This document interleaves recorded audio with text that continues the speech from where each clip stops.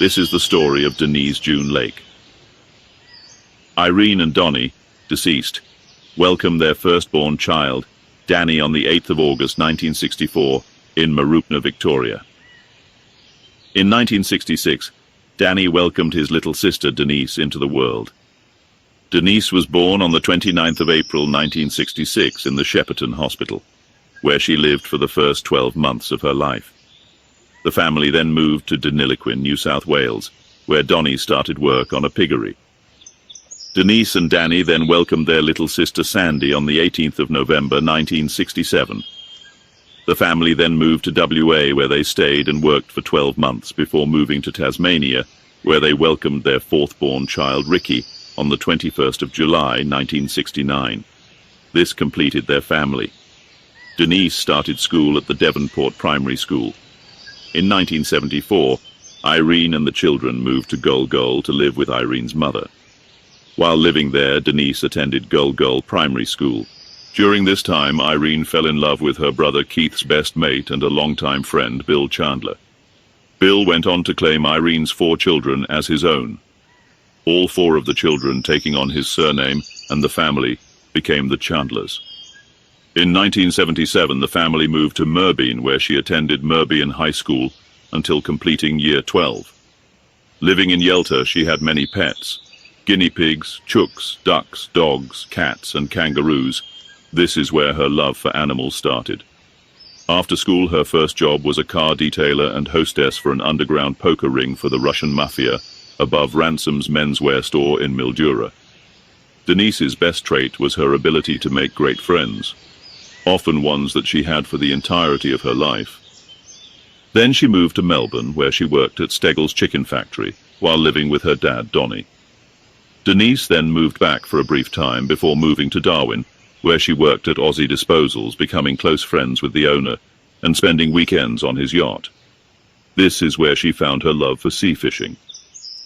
After 2 years up north, she returned to Merbein and worked as a fruit picker. She loved meeting people from all different places and calling into the local watering hole every evening after work.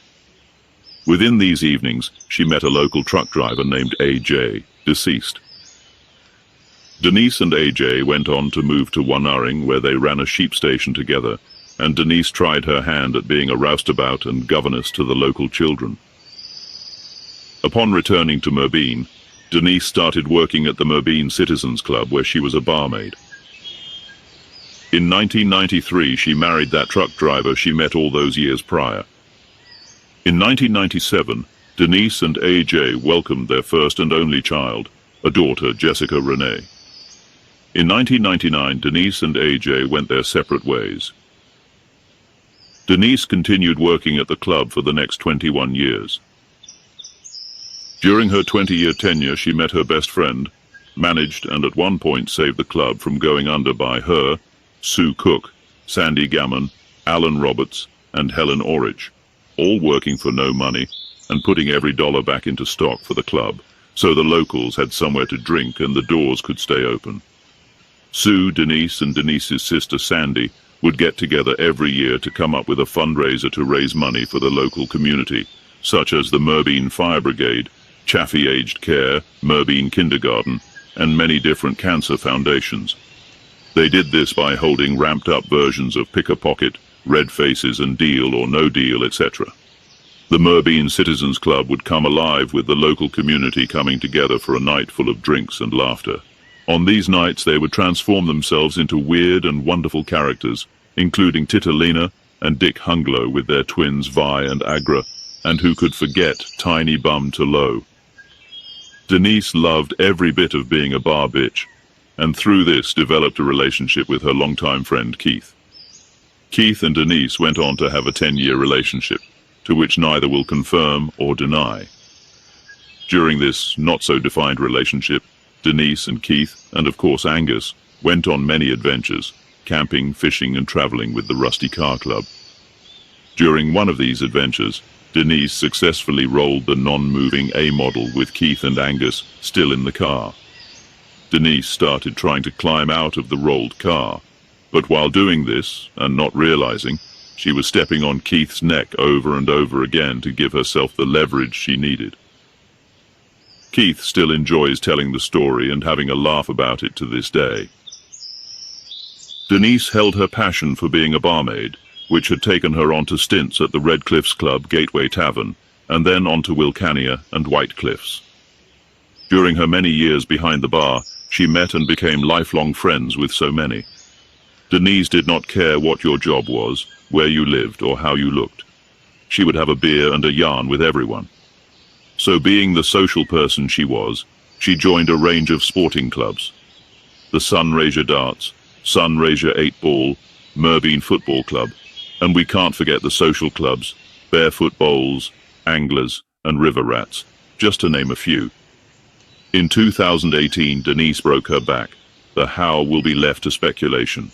This decreased her work life, but not her love for life. She injected herself into her family, especially helping her mother Irene and her auntie Chris, however and wherever she could. In 2016, Denise's adopted daughter Taylor made her a nanny. Denise had watched Taylor grow from the age of 3 beside her daughter Jess, and becoming a nan was one of her biggest joys in her life. Denise went on to be a nan to 4 beautiful children, Cruz, Riot, Aria, and Taj, all thanks to her adopted daughters Taylor and Atalia. The other biggest joy and love was for her family and spending time under the tree with them. Denise and her sister Sandy spent a lot of time together and were extremely close, and whenever you saw one, the other would be close by. They always enjoyed having lots of drinks and lots of laughs together. They shared a relationship that so many were envious of. They were each other's best friend, and the father figures for both Jess and Haley.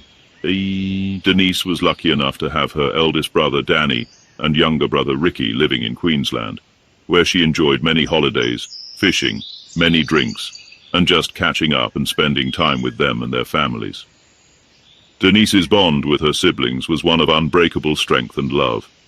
If her family was there, she was happy. In 2019, Jess brought home a rogue South African, and given Denise's love and passion for South Africa, she was over the moon that one day she would be taken back to his home country. Even though they shared a house for 5 years, Denise still couldn't understand Jared's accent, and often had to turn to Jess for translation. The relationship between Jess and Jared gave her so much happiness and pride. The remainder of Denise's days were spent under the same roof as Jess and Jared. She is loved and adored by so many, and her memories will live on forever through her kick-ass daughter and a redhead niece who will continue her starfish tendencies. She will be missed, but more importantly, she will be loved.